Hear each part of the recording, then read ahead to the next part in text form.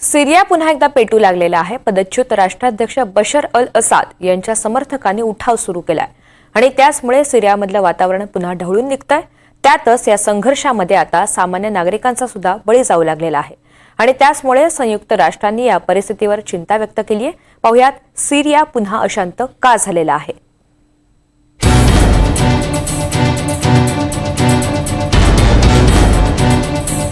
सिरियामध्ये गुरुवारपासून सुरू झालेल्या संघर्षांमध्ये आतापर्यंत हजारहून अधिक जणांचा बळी गेलाय। गुरुवारी राजधानी दमास्कससह इतर महत्त्वाची शहरं पुन्हा अलर्ट मोडवर आली। गुरुवारी रात्री सिरियन पोलीस चौकीवर अलवाईद बंडखोरांनी हल्ला केल्यानंतर आता सिरियामध्ये अलवाईद समाजाचं वास्तव्य असलेल्या शहरांमध्ये कडक बंदोबस्त तैनात करण्यात येतोय। सिरियन सरकारचं सैन्य आणि पदच्युत राष्ट्राध्यक्ष बशर अल असाद यांच्या समर्थकांमध्ये हा संघर्ष उफाळून आलाय। लताकिया प्रांतातील जबलेहमध्ये पोलीस चौकीवर अलवाईद बंडखोरांनी हल्ला चढवला होता। त्यात 16 सुरक्षा रक्षक ठार झाले होते। डिसेंबरमध्ये झालेल्या अंतिम लढाईनंतरचा हा सर्वात मोठा हल्ला होता। मात्र आता सुरू असलेल्या संघर्षात सुमारे 745 नागरिकांचा बळी गेलाय। 125 सुरक्षा रक्षक आणि 148 बंडखोरांचाही या संघर्षात मृत्यू झालाय। तर परिस्थिती सामान्य करण्यासाठी सुरक्षा व्यवस्था योग्य ती खबरदारी घेत असल्याचं सुरक्षा दलानं सांगितलंय। संरक्षण मंत्रालयाच्या पथकांनी तात्काळ नियंत्रण मिळवलंय। जिथे सुरक्षा रक्षकांवर घातक हल्ले करण्यात आले त्या परिसरातही आम्ही नियंत्रण मिळवलंय। आम्ही आता निर्णायक उपाययोजना आखतो। मागील सरकारच्या काही बंडखोर अधिकारी आणि कर्मचाऱ्यांभोवती आता आम्ही फास आवळत आहोत। तर संयुक्त राष्ट्रांनी सिरियातील या परिस्थितीवर चिंता व्यक्त केली आहे। मध्य आशियाबद्दल बोलायचं झालं तर संयुक्त राष्ट्रांच्या सुरक्षा सचिवांनी सिरियातील सध्याच्या परिस्थितीवर चिंता व्यक्त केली आहे। काही अन्यायकारक हत्या तिथे झाल्या आहेत। काही नागरिकांचा बळी गेल्याच्या बातम्या आमच्यापर्यंत आल्यात। या सगळ्या हिंसेचा सुरक्षा सचिव निषेध व्यक्त करत आहेत। सिरियातील विविध समुदायांमध्ये निर्माण झालेल्या तणावाबाबत आम्हाला चिंता आहे। विशेषतः 14 वर्षाच्या संघर्षानंतर आता तरी सिरियन नागरिकांना शांततेचं आणि न्यायाचं वातावरण मिळणं गरजेचं आहे।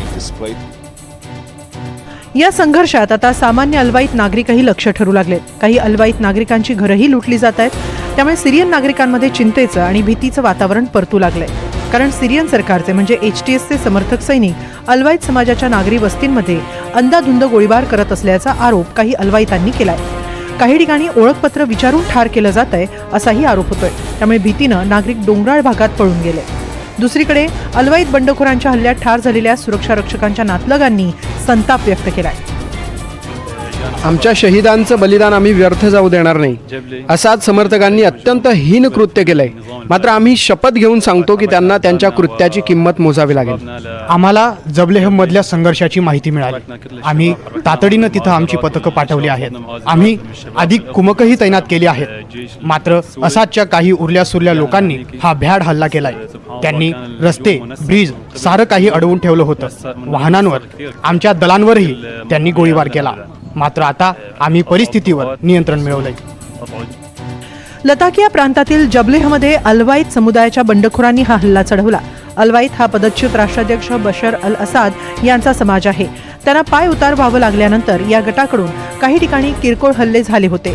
मात्र गुरुवारी थेट जबलेहच्या पोलीस चौकीवरच हल्ला चढवण्यात आला। जबलेहमध्ये अलवाईत समाजाचं वर्चस्व आहे। डिसेंबर महिन्यात हयात ताहिर अल शाम या गटानं राजधानी दमास्कस ताब्यात घेतल्यानंतर बशर अल असाद यांना देश सोडून पळून जावं लागलं होतं।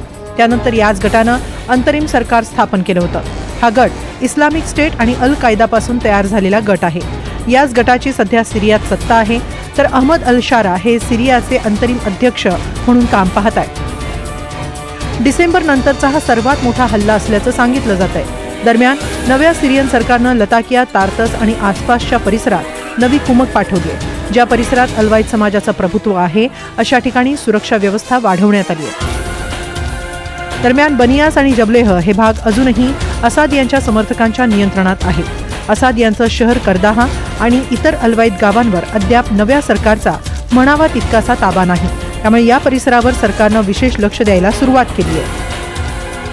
मात्र या संघर्षात आता सामान्य नागरिकांनाच पुन्हा लक्ष केलं जात असल्यानं संयुक्त राष्ट्रांसह इतरही महत्त्वाच्या राष्ट्रांनी यावर चिंता व्यक्त केली आहे। यावर आता सिरियाचं अंतरिम सरकार कसं नियंत्रण मिळवतं हे पाहणं महत्त्वाचं ठरणार आहे। Bureau report, NDTV Marathi.